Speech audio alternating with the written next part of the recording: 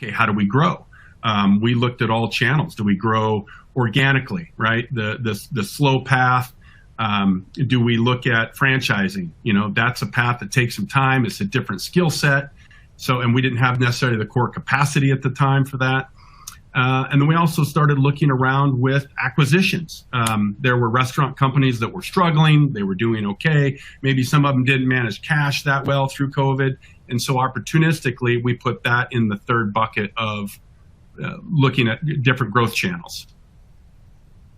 And you did make an acquisition in Grub, and you're looking at further acquisitions for further growth. And I know something, Jeff, you and I talked about when we did our podcast conversation was real estate's pretty hard to come by these days. And so organic growth is tough. Acquisitions may be a natural way to go. Tell us about that strategy. Well, absolutely. We were fortunate that the Grub was right in our backyard. Grub is a Better Burger bar chain similar to us, headquartered in College Station, but restaurants kind of into the south.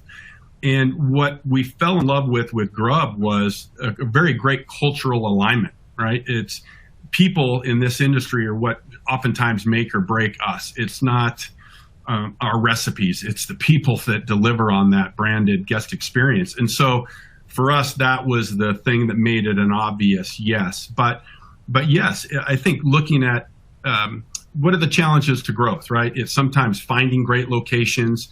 Today, it's the cost of build-outs of those locations. It's the scarcity of team members, right? We're all hunting and trying to gather and recruit team members.